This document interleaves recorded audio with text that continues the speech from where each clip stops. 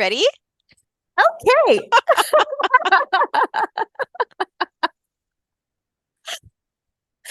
We may or may not keep that in. I'll have to rewatch this and decide how cheesy that was. I feel like we have to. Okay, we have to now. So Okay. I came up with the topic for today. Um, and this is something that I have seen come up for both myself as well as clients of mine a lot lately. And when something kind of comes into my frame of reference more than once, and I start to feel inspired by it, I try to lean in. And so, what we're going to be talking about today is kind of dissecting and analyzing why we don't give ourselves permission to ask the question, what do I want? And I've noticed this in myself, I've noticed this in my clients and some of my friends where we hold back from asking that question. And in very subtle ways, very roundabout ways, we avoid asking that question and we ask something else instead. We ask, what's realistic for me? What is possible, probable for me? What am I capable of? What do I see other people doing that closely resemble what I want? But, they're giving me evidence that that's possible and that's a sure path. So I'll do that instead. Or what is the path that's going to lead to the least stress, anxiety, overwhelm, burnout, and that's going to lead to the least amount of loss or pain for me. And so we kind of avoid what we actually want and instead ask the question of all of those other things. And what ends up happening is it takes us down a path that's out of alignment with what we actually want for ourselves. And so we start creating a reality that has a disconnect inside of it. And that's why so many of us walking around feeling so unhappy and unfulfilled. And when you really stop and ask yourself, what do I want? I feel like there's an element of anxiety and unease that can sometimes come up around that question because if you anchor into the reality of the situation, which is that what I want is very different from what I have and what I've created up until now, that brings up a lot of fear around, am I capable of what I actually want? And if I don't believe that I am, then am I stuck with what I don't want forever? And that's what I want to talk about today. Wow. Yeah.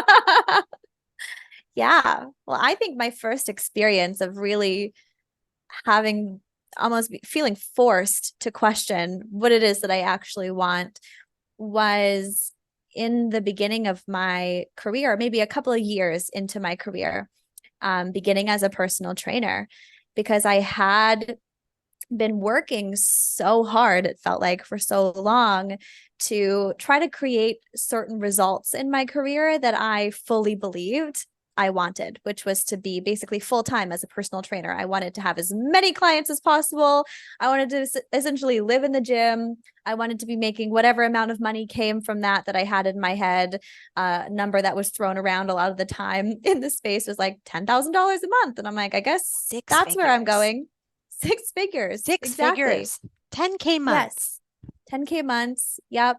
So I had this like whole idea of where I was going and felt in some way inspired to get there and was doing all the right things and learning all the different techniques of how I can get clients and how to be the best personal trainer ever and all of these different things. And after 2 to 3 years of year after year feeling like I had failed my goal and feeling very defeated by it, I started to notice this interesting disconnect between what I was going after and the results that I was trying to create, a disconnect from how I was actually experiencing the current position that I was in, as far as going to work, having clients, being in the gym for the amount of hours that I currently had.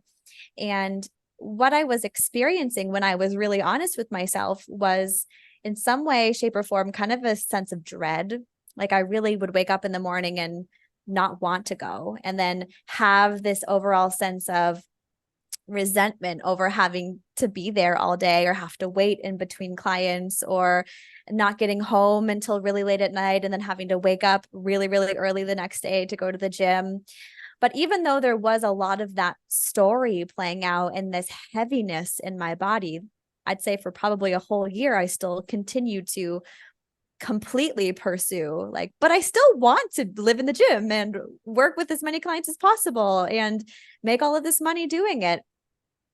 And I think it took me many years to really come to realize that I really did not want that at all. Like, not to be a full-time personal trainer, not to spend all of my time in the gym, not to start really early in the morning and then work really late at night and just feel like that was my entire life. I was resonating less and less and less with that.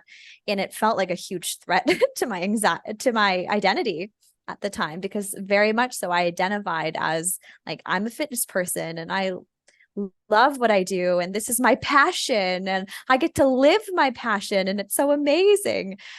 And the first time that that identity crisis came to a head was during quarantine Oh my God, we have the when same life story. I know, isn't it interesting? I know. I've told you this so many times that Yeah. weirdly we're the same person. We are the same person. We really Yeah. are. Yeah. During quarantine, when obviously the gym shut down and I was forced to stay in my home for a long time, and some of my clients ended up continuing to work with me, but just doing virtual personal training sessions at the time, I started to really realize how much I loved that when the anticipation of it going away and actually going back to the gym started to be real and talked about. And every one of my clients was like, can't wait to come back into the gym. And I felt this whole body like contraction of like, no, I don't want that at all. And that was terrifying to me, absolutely terrifying. Yeah, we have the same life story. Yeah. I Before I get into my story, which like is almost identical to yours, I feel like there's something to explore around. Okay, I can only speak to myself really around this, but I would love to hear your opinion on this. When you're going through elementary school and high school and getting ready to go to university, and the conversation starts to come up around what do you want to do with your life? What program do you want to go into? What area of study do you want to focus on? Because that's going to determine the trajectory of your life. That's going to determine how much money you make. That's going to determine your job title, which is going to give you a sense of pride or not, depending on which avenue you go down. And you start to look at all of the different boxes. Like, what is this box over here? Like, what are my options inside of that box? What is this box over here? What are these people doing? And what are their job titles? And how much money do they make? And how successful are they? And what does their future look like? And you start to compartmentalize what is possible for me and what is available to me according to what is known by what are other people doing. And we are taught not to turn in and ask ourselves, what do we want? We're taught to say, well, based on all of these other things that you've seen, pick the one that feels not necessarily that feels the best, but that you have been programmed to believe is the best because of the amount of income that you're going to make, the amount of flexibility it's going to provide, the amount of certainty that there is there. Maybe you have a skill set that lines up with it. And so it almost sets you up to your own deny your own feelings and trust them. Yeah. And so that's kind of what happened for me. And I went down the fitness avenue as well. And if I'm honest with myself, there was always this feeling buried at the back of my mind that it never felt right, but it was like 90% there. And Mm. so I had to convince myself that this is just reality. It's never going to feel 100% right. So just do it because there's nothing Mm. else that you can do. And it Mm. wasn't until I opened my own gym and then had to shut it down for 5 months during lockdown when I realized I do not want to go back. And that Yeah. is not a fun place to be when you just started a business. No, No, it's interesting because I think that this is one way that this has been expressed for us that is a little bit different, because I feel like there always was from the very beginning this like full on desire, passion for fitness until I reached that point. Like I really fully was following my calling there. And I think it's interesting reflecting back on how I was set up for that in like high school when those conversations started happening around what do you want to do when you know you graduate and what program are you going to go into, coming from having two parents who never went to college or university and not really living around any other family that had either. There was not really a whole lot of guidance around that being the thing that you do. Like I almost feel like as a 26-year-old now, I'm like realizing like most people had this dialogue going on of like, are you going to go to college and what college are you going to go to? And oh, that's not a good job. And you need to make sure that you do this and you need to get good grades. I had no dialogue around that in my household. I don't think my parents ever once asked me what I wanted to do. I figured that out myself. I'm just like, well, I guess it's time to start thinking about it. Started Googling like, what do you do after high school? And like Wow. I know I like going to the gym now because I have, well, at the time, I have an eating disorder. I didn't realize I did. And I'm obsessed with fitness because I think it's my passion, but really it's just a way that I've found self-worth. But that's a whole other conversation. So really felt passionate about it. It was something that I did all the time and created an identity around it. So I'm like, can I do something like that as a job? And I was like, oh, personal training. There's a course in my city. I can do that. And I just did that. And I never once questioned like, is this a good job? Is this what people like? Do these people make a lot of money? Or is this something that I can be proud of or that other people are going to be in awe over if I do this? Or is my family going to be proud of me if I do this? It was just like, that sounds nice and cool. It's something that I know that I enjoy doing and I spend all my time in the gym anyway. So why wouldn't I get paid for it? That sounds kind of cool. And there was never any other thought beyond Yeah, that for me. that's where our stories kind of, I guess, kind of di di diverge from one another. Because for me, it was a complete opposite. There was so much pressure placed on me to make a decision. And it didn't even matter what decision I made. I actually went into a fine arts program and a theater program first, and then transitioned into fitness after. So for me, it was just pick something because you need to have an education. And I went through this entire, like, honestly, like mental breakdown as an 18-year-old because I felt so much pressure to have my life figured out. And it was only when I started to, through the lockdown, when I was faced with, I just opened this gym and I do not want to do this anymore, that I actually started asking myself, what do you want? And immediately it was not this, but I don't know. And I think Mhm. that's also a scary realization is I'm not happy, but I don't know what I want.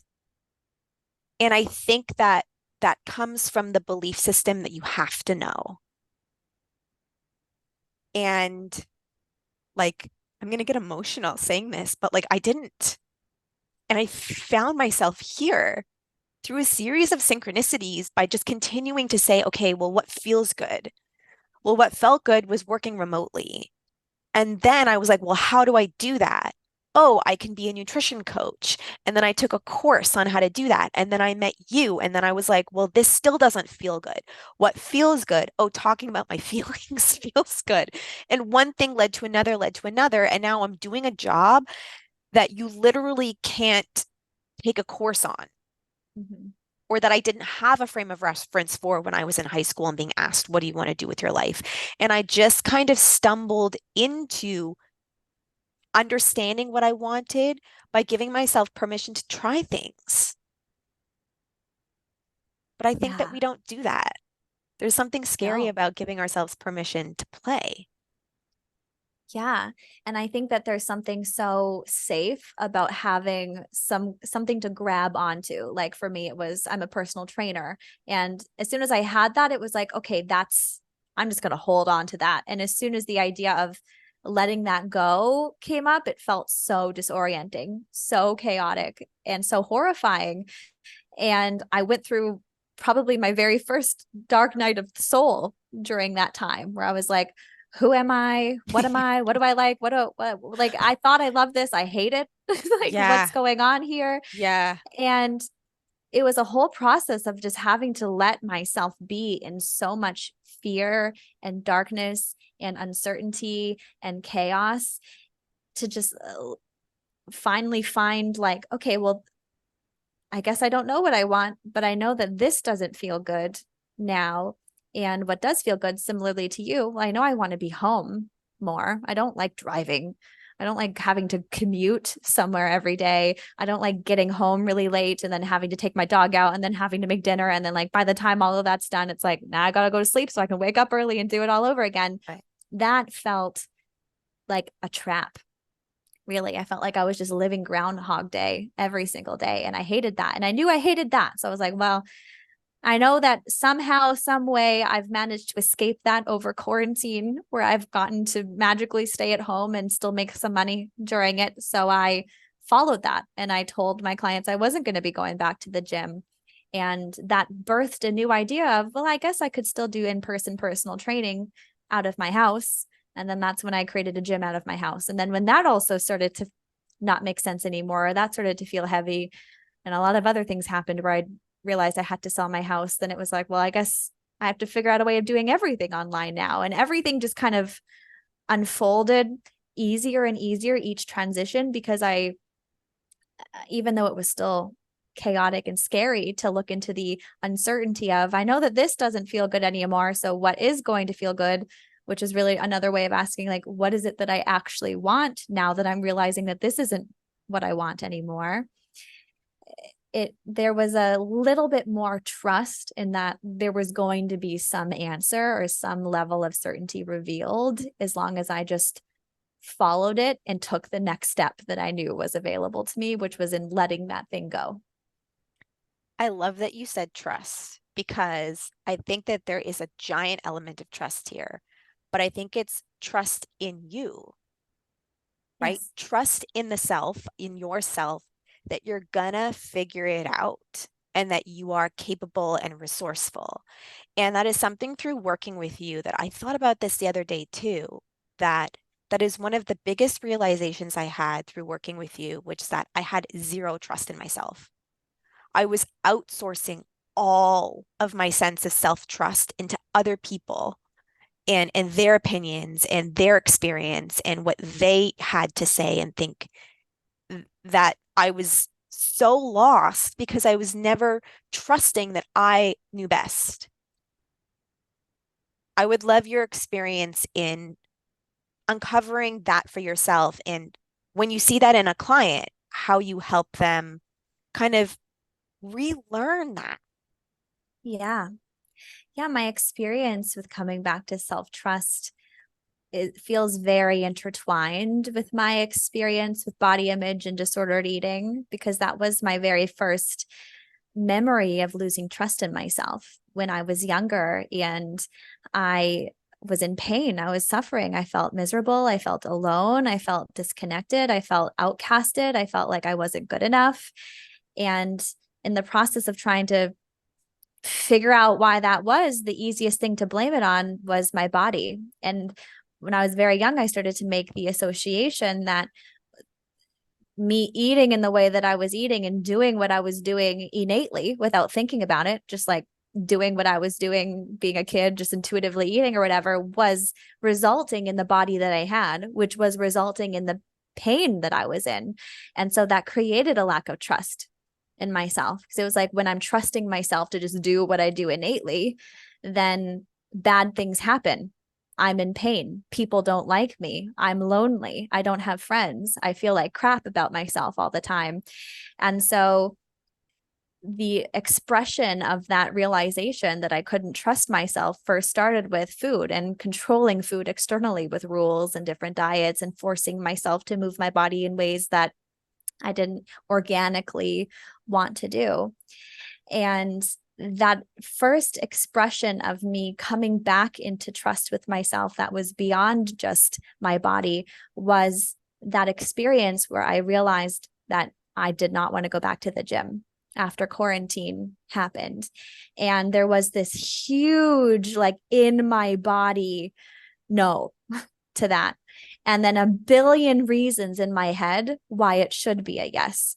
Because my clients are waiting for me, because I have the business that I've always wanted, because I'm doing my passion, I'm working in my passion. And so many people wish they were doing that. And I got to, and I am. So why would I let that go? And I'm making good money doing it. And the majority of my income is coming from in person personal training. And I have a mortgage that I have to pay. Like there was a trillion reasons why it should be a yes, but it was so obvious to me that it was a no.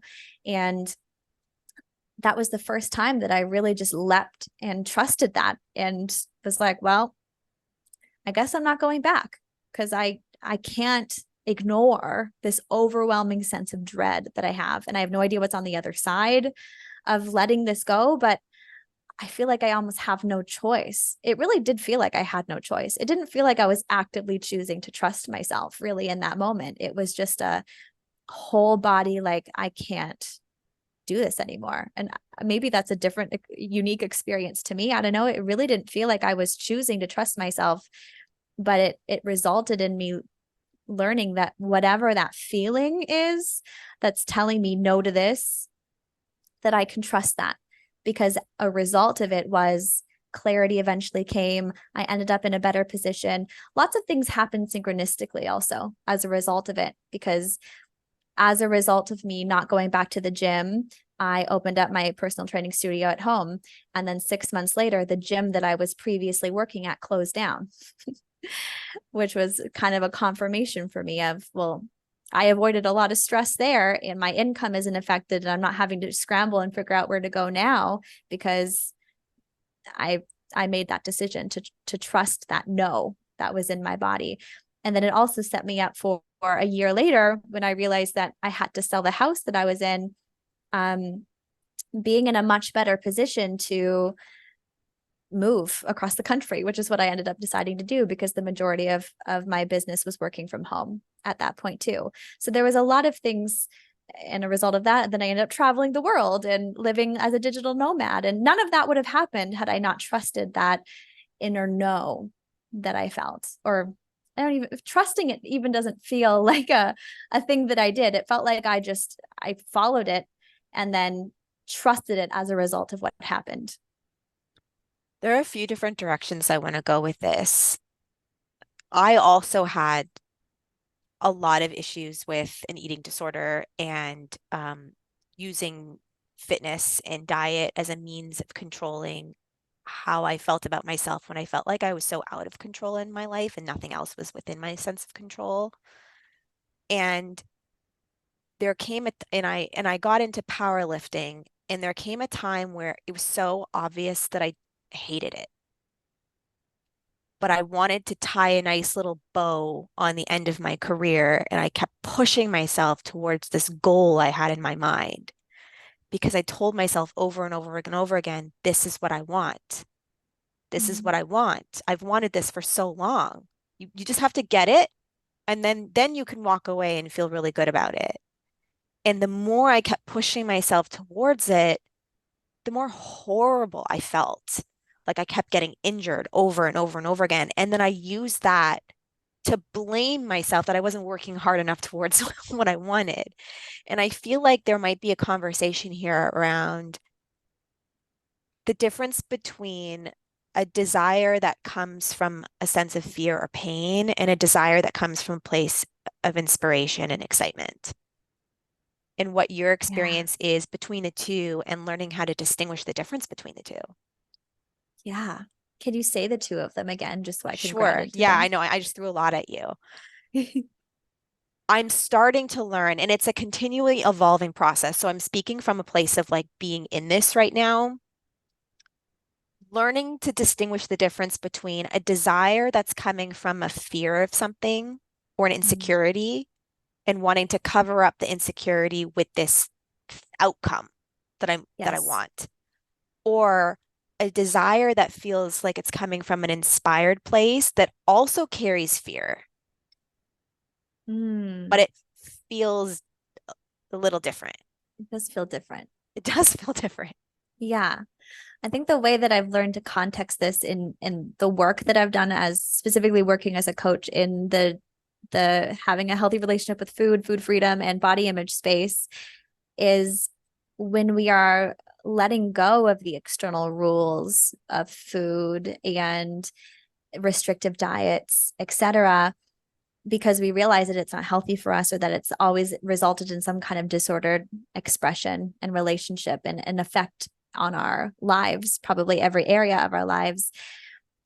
It's there's this idea or fear I think a lot of people have that they're just going to go and eat chocolate for every meal and get super overweight and unhealthy, and they always cling to unhealthy. Like it's like that's not healthy for me to not control my food in any way, shape, or form. And I always like to at least introduce the idea that there is some innate motivation to want to take care of ourselves that's there when we learn to reconnect back to it and to trust ourselves and to be in tune with ourselves and our bodies. Because when we really are connected to that and we let go of the external rules and we also learn how to actually listen to what we want and what our bodies are telling us that they need and want, then we do naturally make a lot of the same decisions. Like we might still make similar decisions that we would have when we were telling ourselves that we need to not eat this and we need to eat this instead and we need to eat protein and we need to eat vegetables. That really fear driven way of approaching making those decisions, when that fear driven way of motivating ourselves is gone, we're still motivated, but by a different thing. Like it's Right. just a desire to take care of ourselves or to feel good in our lives and in our bodies. And I think that that innate desire to express ourselves a certain way, whether it's in how we're eating and how we're moving or how we're showing up inside of the pursuit of having a career that we want, or showing up online, or just talking about things that we want, that we're inspired by or that we're passionate about. There comes a, okay, now I'm realizing I'm having an experience very similarly to this right now, where I'm realizing that I keep repeating the same cycle with my social media marketing, where I come up with an idea of how I'm going to approach social media and talk about what I do and talk about what I'm passionate about. And then that excited idea like flings me into doing it. And then I do it consistently for a period of time. And then it starts to feel heavy, usually because I'm not getting some external result that I think I should, and I'm not meeting the expectations of it. And then because it gets heavy, I start building resentment over it. And then I just stop doing it all entirely. And then I have a new inspired idea for how I'm going to create it. And then I keep repeating the same cycle over and over and over again. And I think what happens halfway through that cycle, where I start to feel the heaviness, is that it starts to resonate a little bit more with fear. Like I have to post this, because if I don't, then the thing that I want won't happen, rather than it coming from that motivational, inspired place where it originally birthed from, where it was just like, this feels exciting to talk about this thing and to talk about it in this way. And so there's something that happens somewhere where these expectations get placed on it, and we start falling back asleep into the old ways that we motivate ourselves to do things, which is through fear and shame. That's exactly what I was going to say. For me, I think that what drives a desire that's coming from a place of fear or insecurity or feeling that I'm lacking something is when the desire, like the end result that I'm believing, it's when the end result is going to save me. And that if I don't get the outcome that I want, I will not be okay. And I won't know what to do with that, or I'll be really upset or disappointed.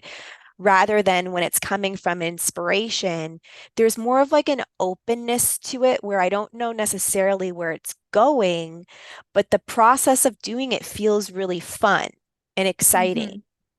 And I think Yeah. for me, that's the difference. Yeah, and it's self-energizing as well. It feels like it fuels itself. There's not like an energy that I need to plan or create in order to do it, versus when I'm falling into that rut of it being motivated by fear of not having what I want or some kind of shaming aspect to it. I feel like I'm having to mentally prepare myself for it more, or schedule it more into the day, or prep for it in some way. But there's something so energizing that kind of it's almost like doing it actually makes me feel more energized versus doing it drains the energy that I'm already feeling like I'm lacking. Something I really want to touch on with this that I've noticed in my work that I think is really fascinating is that there's a difference between the human desire and the soul desire. And I feel like I might have talked about this before, but it just comes up over and over and over again for clients, where clients that come to me, they have a semblance of what they desire, but it's coming from this needy place of like, I need this to work. Tell me how to get it. Give me the blueprint to get it. And the soul does not have that same desire for any one outcome. The soul is literally here to experience the self in whatever it decides in the moment. And I think that there's nothing wrong with having a human need or human desire for something, but understanding where it's coming from and being able to distinguish a desire that's coming from this place of, I am not okay without it, versus this is really pulling me forward from this place of expansiveness. And Mm-hmm. once you can distinguish the two, and I think for me that took a long time because originally when I was working out or getting into powerlifting, it felt like it was coming from a very empowered place. And I was constantly motivated to work harder and to be there. I loved it. But looking back, there was definitely an element of if I missed a workout, I was not allowed to miss a workout. And if a workout Right. didn't go well, I was also not okay until the next workout where I could make up for it. So there was this, and it's so subtle at the time. And so I think it's okay if you can't see that in the moment, but there's this energy underneath that it's like, I need this to work for me rather than this feels really, really good. And if it Yes. doesn't, quote unquote, work or unfold in the way I'm anticipating, that's okay because it just feels good to do. This quote that I don't even remember where I got it from, but it's been so present in my awareness recently that feels so relevant to this. And it's high involvement, low attachment, which is really speaking to showing up, going all in what feels important, aligned, purposeful, without attaching you doing it to a certain outcome, or having some kind of should or shouldn't attached to it. And I've experienced this so much. Similarly to you with powerlifting, there was always this should and have to and fear driven shame around working out for me, until I took a very long time off of working out and worked on healing my body image and all of this. And then when I came back to it, it was from this completely fresh place of like, I've found a level of safety inside of myself from not exercising and realizing that that's okay, and that like kind of got rid of all of these fears and shoulds and like, I'm not okay if I don't do this. All of that has had the opportunity to release from me, and approaching exercise from this completely fresh, clear space was just like fun. It was just like a playground. It was a way to move my body, and realizing I actually do feel better after working out. That was something I had told myself that I always did. I'm like, I love working out because it makes me feel so good and like releases dopamine, and it makes you just feel strong. No, I never felt that I way with can't stop thinking exercise. about it. Therefore, I must really enjoy it Oh my God. Yeah. rather than I can't stop Yes. thinking about it because I'm obsessed with the I'm amount of neurotic. yes. Yeah. Like I Yeah. can't let it go kind of like Yeah. obsession, like really not Yes. healthy. Exactly. Yeah. And I've experienced this too with creating content. I've had many experiences where I've just created something and it'll almost be like experienced as like, okay, I'll post it tomorrow. No, no, no, but I really want to post it now. No, but I shouldn't because no one's awake yet because I'm in Australia and it's the middle of the night. No, but I really want to post. Like, I'm just so excited about it. Like, I just Yeah. really want to get it out there versus like, oh, I should post. Let me look at my drafts and see what content I created in the Yeah. past that I just like, there's no excitement to it. It's just like something that I did because I'm supposed to versus just having this giddy childhood, like, I love this thing. I want everyone to see it. Yeah. For me, it's like I tap into the thing that brings me joy, and then I'm like, how can I monetize this? Oh, yeah. Maybe that's Yes. a conversation for another day. But I feel like Right. that's like my Enneagram 3 coming out, being like, It how is. can I be perfect at this and make this work for me in terms of my sense of self-worth with accomplishment? Coming back to our topic of asking the question what I want. For me, I think it was just a slow unraveling of being faced with the thing that I thought I wanted being taken away, and then realizing, oh, I feel better without it. And that's Yeah. happened to me a lot with different things. And so I guess like a message I have for people is sometimes something not working out for you or unfolding in the way you thought it should, could, or wanted to is the biggest gift because you are being shown what you really want in the process, which is something different. Yes. Yeah. And another angle to this too that I've discovered for myself is that sometimes the thing that I thought that I wanted is so polar opposite to what I really want, but what I really want doesn't feel right. There's some wrongness or shame to it. And I'll give an example as far as like having lots and lots and lots and lots of space in my schedule. Because I talked about how I wanted to be a personal trainer in the gym all the time, all the clients working on all this much and being there all the time and making as much money as possible. There was that sense of dread that I started to experience around like, I don't want to go, and the resentment of having to be there that eventually led me to realizing that I just love having a lot of free time and I really don't want to work that much. And I've started creating a lifestyle and a business for myself over the years where that's actually possible and available to me. But it came from me questioning the wrongness and the shame that I felt for wanting that because it felt like it meant something bad about me, that I didn't want to work super hard and I didn't want to hustle and I didn't want to fill my days with as much productivity as possible. There's just something about that that I clung on to because I wanted that to be my identity and I wanted people to validate me for that. But it just felt so dysregulating and inauthentic and stressful to force myself into that way of being. And the more that I've owned that that's just not authentic to me, and that I am just genuinely someone who not only loves, but also needs a lot of free time and space to be as productive as I can be and to do my best work, the more that I've just like, I feel like I'm at a level of thriving in my life that I didn't think was possible. I just thought that tiredness, draining, having to force myself into doing everything every day was normal. That's just how you're supposed to live.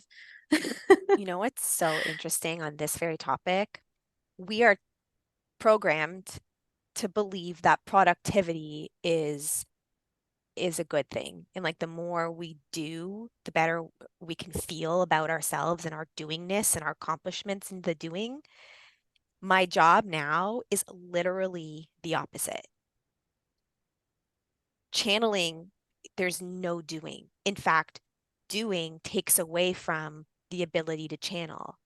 And that has been a huge mindset shift that I have had to make because I pride myself so much on being able to outwork anybody. And I spent the first 34, 35 years of my life with no downtime, just doing more and more.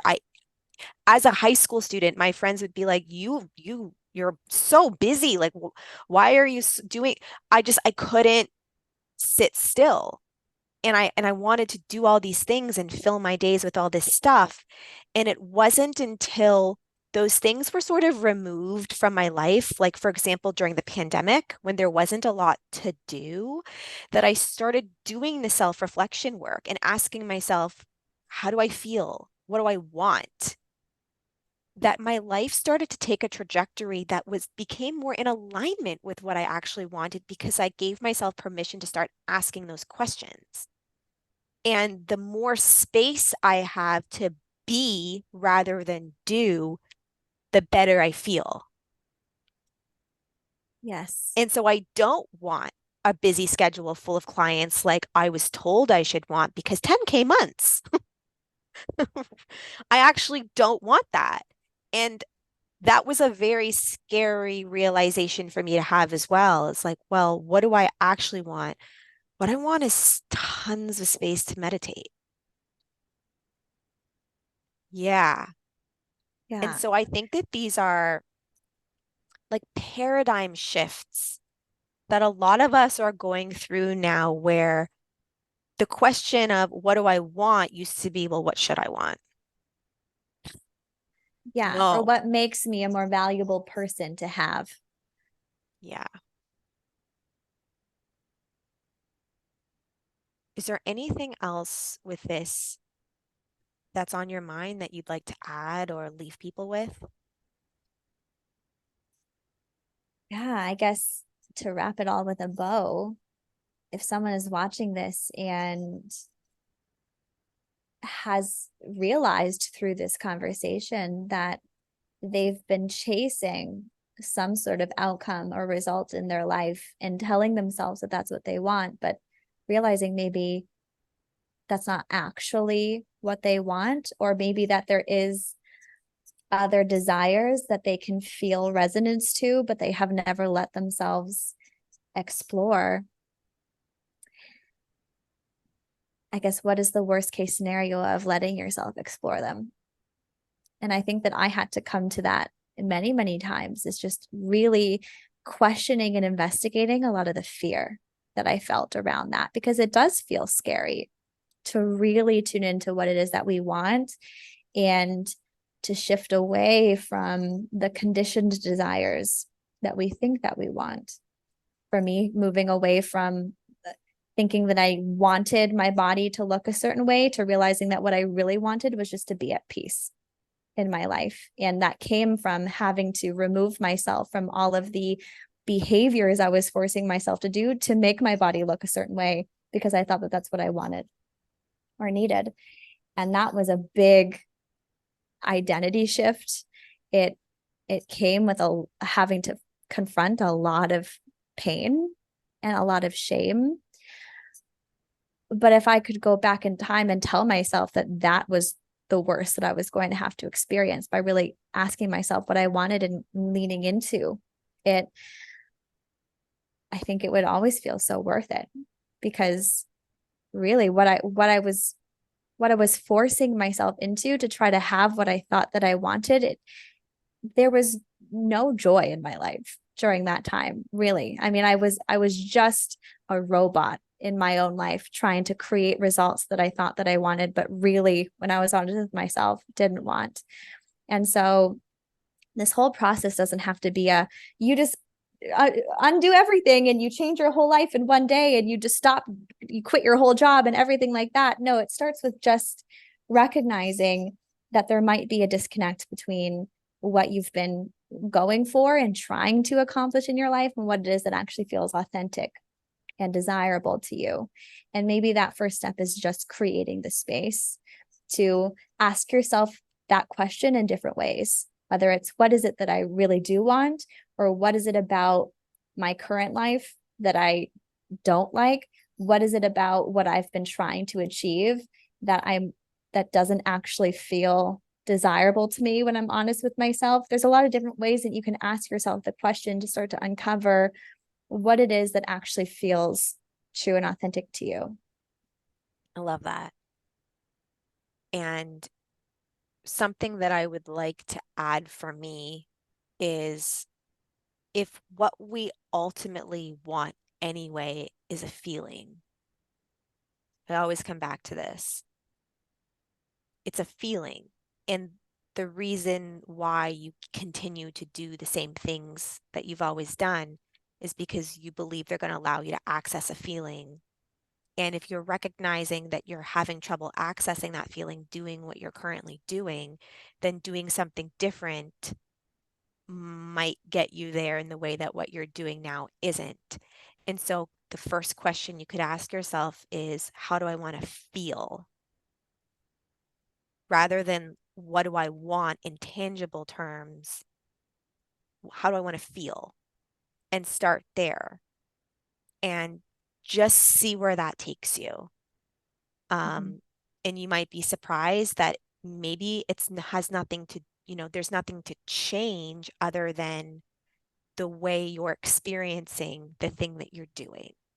And Yes. sometimes that's all that it takes is, you don't have to make any changes at all. It's just, well, if I want to be more peaceful in the work I'm doing, how can I create that internally for myself? How can I show up differently? How can I rearrange my day or the tasks that I'm doing? What can I give myself permission to do differently that I'm doing now in order to allow myself to access that? And so, yeah, there's no right or wrong with this, but I do think it's a process, like you said, like it's going to continue evolving. And what you want is also going to continue to evolve as you do. And that is also something that I greatly feared when I was 18. I thought I just need to figure out the thing and then I can just do it forever and not have to Yeah. worry about dealing with this again, the uncertainty of what do I want? What do I want? What do I want? Like, just asking myself that question was so uncomfortable. And once I realized, oh, what I want is going to continue to evolve and change as I do, and I gave myself permission to find the freedom in that, that was so freeing for me, knowing that I'm going to choose this now, but I don't have to keep choosing it for the next 50 years. I can choose something different 2 years from now if I want to. And I can trust myself that I will be able to figure it out and make it work when I need to. Mhm. Mic drop. I loved this. I loved it too. Yeah, thank you so much for taking me up on this topic today because we were going to do something different. So we're going to do that next time Unless we instead. both have another inspired idea Yeah, that we like better, which is right. also totally possible. It's totally possible. Because that's what I'm trying to do now is follow my inspired ideas rather than just stick Yes, to the to-do list that I was doing before. I try to do that too. It does work way better. It feels so much better, and sometimes like the outcome is so much better anyway. Like I just find that Always. anytime yeah, what is that? Every time I have an inspired idea, I take action on it and it just goes really well. Yeah. Weird how that works. Yeah, I guess that's a nudge from the universe that there's some energetic component involved there that when you are in alignment, when there's coherence between what you want and what you do and how you feel, Mhm. energetically there's coherence inside of your reality and that manifests in a way that you're pulling that coherence towards you in the physical. Yes, that's been my experience many times. Cool. Thank you all so much for watching and listening, and we'll see you next time.